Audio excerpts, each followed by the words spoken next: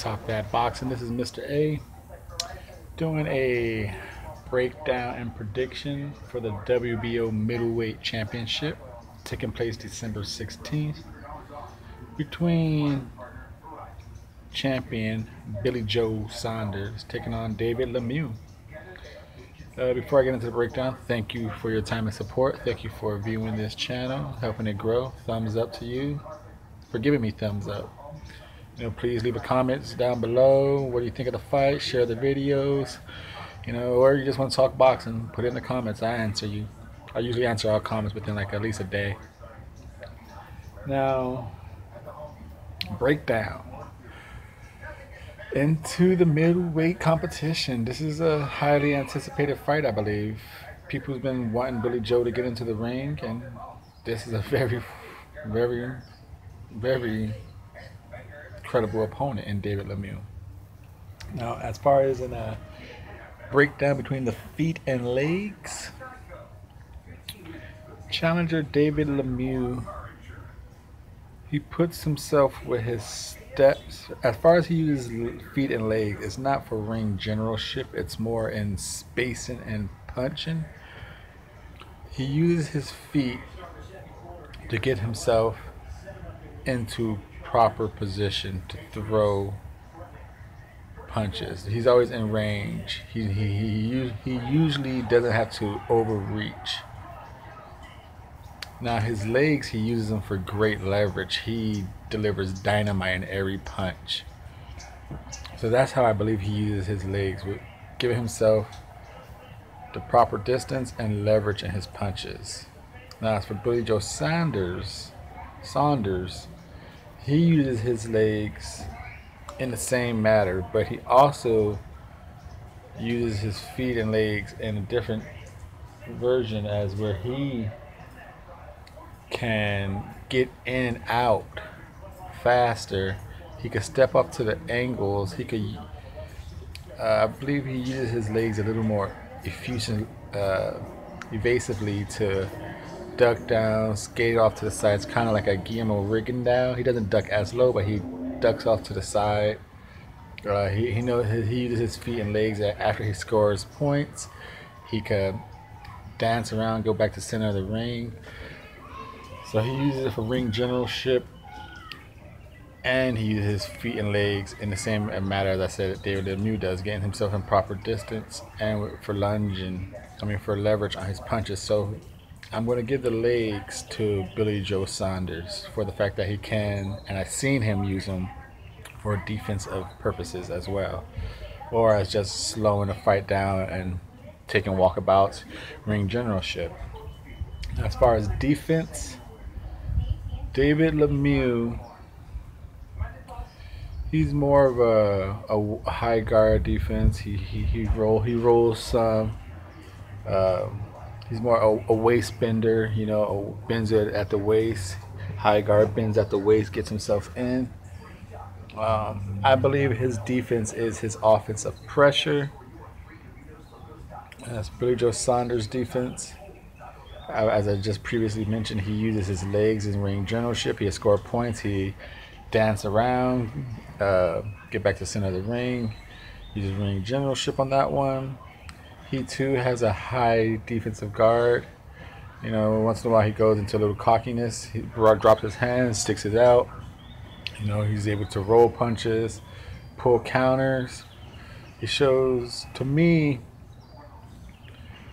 when it comes to defense, I feel Billy Joe Saunders can switch faster from defense to offense, offense to defense. He makes it a smoother transition, where I feel as if David Lemieux is either offense or defense. He doesn't have a smooth transition. So therefore I'm going to lean with the defense towards Billy Joe Saunders. Now in the arm category, punch, power, jab, combination variations, speed variations, all the good arm stuff, I think we can easily agree that power belongs to David Lemieux. Whether he's just a naturally stronger man, whether he has the leg power, stronger legs, that he gets better leverage, but definitely punch for punch, power for power is going to go David Lemieux in my opinion. Punch combination, That's a pretty good one because David Lemieux can throw combinations. He throws them hard. And Billy Joe Saunders throws some nice combinations himself. He could throw a jab, uppercut, hook, double jab to a body hook. So combination, I would say, combination power I give to David Lemieux because he seems he could throw combinations with extremely amount of power behind it. But combination variation, that's still pretty good because David Lemieux goes hook, hook, uppercut, jab, jab, hook. So I'm going to say combination variation is equal. It's balance on them. Speed variation, I'm going to give that to Lemieux. Even though he throws a lot of his shots all hard, he does mix them up once in a while. He mixes them up very well. Like he knows how to throw a double hook to the body to get your arms down and then just knock you out.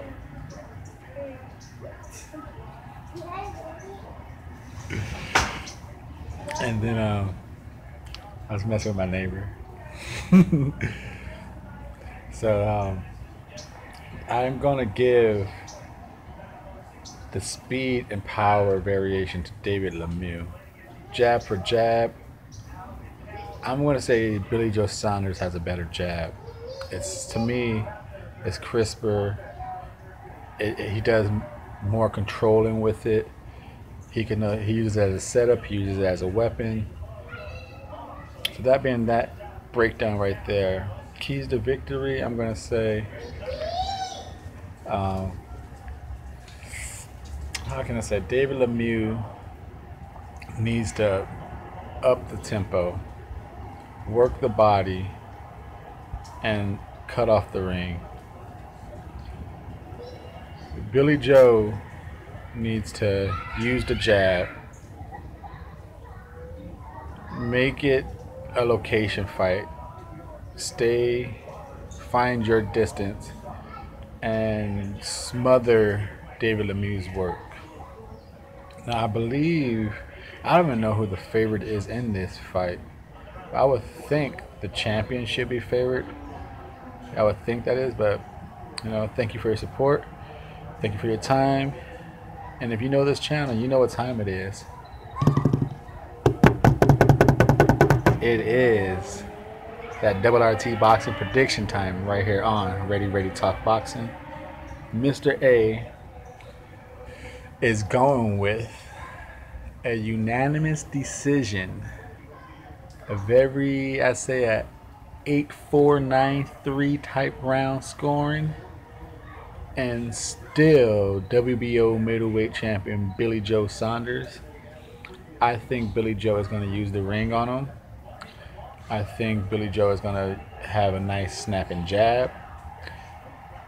And much to people's surprise, I think Billy Joe is going to get in the inside and work David Lemieux's body enough and show that gypsy grit and tie him up when he needs to and just take it onto a boxing clinic.